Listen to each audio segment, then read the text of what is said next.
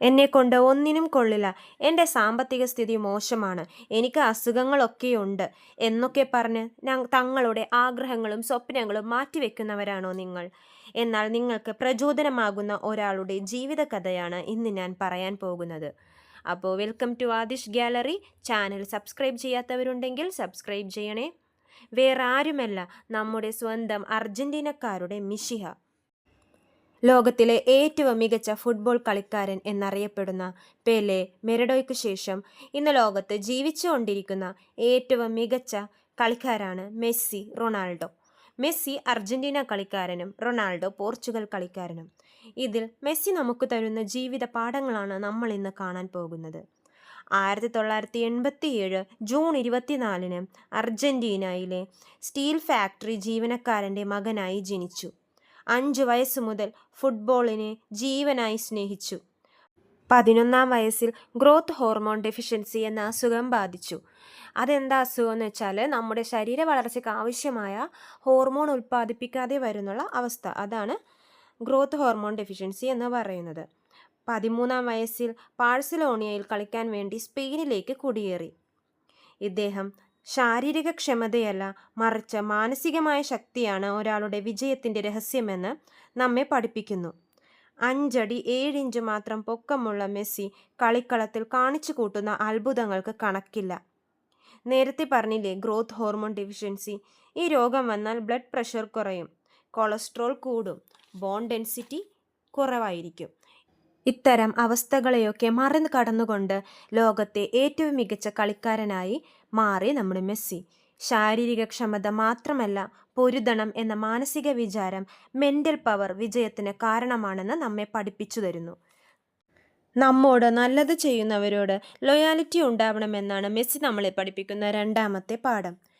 അദ്ദേഹത്തിന് GHD എന്ന അസുഖം ബാധിച്ചപ്പോൾ മാസം $900 ട്രീറ്റ്മെൻറ്റിന് വേണ്ടി വേണമായിരുന്നു. ഇത് കൊടുത്ത് സഹായിച്ചത് ബാഴ്സലോണയിൽ നിന്നാണ്. അദ്ദേഹം അവിടെ പോയാണ് മരുന്നിന് പൈസ മേടിച്ചത്. വേറെ ഒരുപാട് ക്ലബിൽ നിന്നും പിന്നീട് അവസരം കിട്ടിയിട്ടും ഇന്നും ബാഴ്സലോണയ്ക്ക് വേണ്ടി കളിക്കുന്നു എന്ന് പറയുമ്പോൾ ബാഴ്സലോണ എന്ന് പറയുന്ന തന്നെ ഒരു കാലത്ത് സഹായിച്ച ആ ക്ലബിനോട് അദ്ദേഹത്തിൻ്റെ കൂറ് നമുക്ക് ഊഹിച്ചെടുക്കാം. അത്രയും നന്ദിയുള്ള മനുഷ്യനാണ് നമ്മുടെ മെസ്സി. ജീവിതത്തിൽ നമ്മളെ സഹായിച്ചവരെ ഒരിക്കലും മറക്കരുതെന്ന് അദ്ദേഹം നമ്മെ പഠിപ്പിക്കുന്നു. ഇദ്ദേഹത്തിൻ്റെ അമ്മുമ്മ സെലിയ 1998 മരിച്ചു. അവരാണ് മെസ്സിയുടെ ഉള്ളിൽ കിടക്കുന്ന കളിക്കാരനെ പുറത്തെടുത്തത്. പ്രാക്ടീസിന് കൊണ്ടുപോയിരുന്നതൊക്കെ അമ്മുമ്മയാണ്. അമ്മുമ്മ ഇല്ലായിരുന്നുവെങ്കിൽ മെസ്സി എന്ന ഞാൻ ഉണ്ടാവില്ല എന്നാണ് അദ്ദേഹം പറയുന്നത്. ഗോൾ അടിക്കുമ്പോഴൊക്കെ 2 കൈ മുകളിലേക്ക് പൊക്കുന്ന സിഗ്നൽ നിങ്ങൾ കണ്ടിട്ടുണ്ടാവും. അത് മുത്തശ്ശിക്കുള്ള ട്രിബ്യൂട്ടാണെന്നാണ് മെസ്സി പറയുന്നത്. അതുപോലെ കൂറുള്ളവനാണ് മെസ്സി. നമ്മളെ സഹായിച്ചവരോടും പ്രോത്സാഹിപ്പിച്ചവരോടും കൂറുണ്ടാകണമെന്നാണ് മെസ്സി നമ്മളെ പഠിപ്പിക്കുന്ന വേറൊരു പാഠം. ഒരു നല്ല മനുഷ്യൻ്റെ സൂചനയാണ് ഇത് എന്നും മെസ്സി പറയുന്നു. വീക്ക്നെസ്സിനെയല്ല, സ്ട്രെങ്ത്തുകളെയാണ് നമ്മൾ ഫോക്കസ് ചെയ്യേണ്ടത് എന്നാണ് മെസ്സി പഠിപ്പിക്കുന്ന 3ാമത്തെ പാഠം. മറ്റുള്ള കളിക്കാരെ അപേക്ഷിച്ച് മെസ്സിക്ക് പൊക്കം കുറവാണ്. എന്നാൽ നമ്മുടെ കുറവുകളെയല്ല, സ്ട്രെങ്ത്തുകളെയാണ് നമ്മൾ ഫോക്കസ് ചെയ്യേണ്ടത്. മെസ്സിയുടെ കാലുകൾക്ക് നീളം കുറവാണ്. ആ നീളം കുറവാണ് മെസ്സിയെ ഡ്രിബ്ലിങ്ങിനൊക്കെ സഹായിക്കുന്നത്. അദ്ദേഹം ഡ്രിബ്ലിങ്ങിന് വളരെ ഫാസ്റ്റായി ചെയ്യാൻ അദ്ദേഹത്തിനെ സഹായിക്കുന്നത് ഈ നീളം കുറവുള്ള കാലുകളാണ്. ബാഴ്സലോണയിലെ മാനേജർ പറഞ്ഞിട്ടുണ്ട്, ലോകത്ത് പന്തില്ലാതെയും പന്ത് കൊണ്ടും ഡ്രിബ്ലിംഗ് ചെയ്തു പോകുന്ന ഏറ്റവും വേഗത കൂടിയ മനുഷ്യനാണ് മെസ്സി. ഇതിനു കാരണം അദ്ദേഹത്തിൻ്റെ കാലാണ്. എനിക്ക് ഇങ്ങനത്തെ കുറവുകളുണ്ട് എന്ന് പറഞ്ഞ് മെസ്സി വിഷമിച്ചിരുന്നുവെങ്കിൽ അദ്ദേഹം ഇന്ന് എവിടെയും എത്തില്ലായിരുന്നു. അപ്പോൾ കുറവുകളെയല്ല, നമ്മുടെ ശക്തിയാണ് ഫോക്കസ് ചെയ്യേണ്ടത് എന്നാണ് മെസ്സി നമ്മളെ പഠിപ്പിക്കുന്ന വേറൊരു പാഠം. നിങ്ങൾ ചെയ്യുന്ന ജോലിയിൽ നിങ്ങൾ എത്ര മികച്ചവരാണെങ്കിലും നിങ്ങൾക്ക് നിങ്ങളുടെ കുടുംബം, ലൈഫ്, വർക്ക് ബാലൻസ് ചെയ്തു കൊണ്ടുപോകാനുള്ള കഴിവ് വേണം.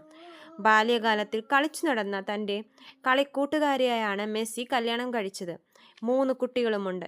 കുടുംബജീവിതത്തിലും നല്ല മനുഷ്യനാവണം എന്നാണ് അദ്ദേഹം നമ്മളെ പഠിപ്പിക്കുന്ന വേറൊരു പാഠം. തിരക്കുള്ള മനുഷ്യനായിട്ട് പോലും അദ്ദേഹം കുടുംബത്തെയും ഒപ്പം ബാലൻസ് ചെയ്തു കൊണ്ടുപോകുന്നു. അപ്പോൾ എല്ലാവരും നമ്മുടെ കുറവുകളെയും വിഷമങ്ങളെയും ഓർത്ത് വിഷമിച്ചിരിക്കാതെ നമ്മുടെ നമ്മുടെ സ്വപ്നങ്ങളെ യാഥാർത്ഥ്യമാക്കാൻ നോക്കുക. ദുഃഖിച്ചിരുന്നാൽ നിങ്ങളുടെ ജീവിതം വെറുതെ പോവുകയുള്ളൂ. അതേസമയം പ്രയത്നിക്കുക. പ്രയത്നത്തിലൂടെ മാത്രമേ നിങ്ങൾക്ക് നിങ്ങളുടെ സ്വപ്നങ്ങളിൽ എത്തിച്ചേരാൻ സാധിക്കുകയുള്ളൂ. മെസ്സിക്ക് സാമ്പത്തിക സ്ഥിതി പണ്ട് വളരെ മോശമായിരുന്നു. അദ്ദേഹത്തിന് അസുഖങ്ങളുണ്ടായിരുന്നു. എന്നാൽ ഇതൊന്നും അദ്ദേഹത്തിൻ്റെ സ്വപ്നങ്ങളെ തളർത്തിക്കളഞ്ഞില്ല. അദ്ദേഹം പോരാടി, തൻ്റെ കുറവുകളോട് പോരാടി, തൻ്റെ സാമ്പത്തിക സ്ഥിതിയോട് പോരാടി. ഇന്ന് അദ്ദേഹം നല്ലൊരു നിലയിലെത്തുകയും ചെയ്തു. അപ്പോൾ നിങ്ങളും വിഷമിച്ചിരിക്കാതെ ഇതുപോലെ പോരാടൂ. നിങ്ങൾക്കും നാളെയുടെ വാതിലുകൾ തുറന്നിട്ട് തരുന്നതാണ് ദൈവം. അപ്പോൾ ചാനൽ സബ്സ്ക്രൈബ് ചെയ്യാത്തവരുണ്ടെങ്കിൽ സബ്സ്ക്രൈബ് ചെയ്യണേ. നാളെ മറ്റൊരു വീഡിയോയുമായി കാണാം. എല്ലാവർക്കും നന്ദി.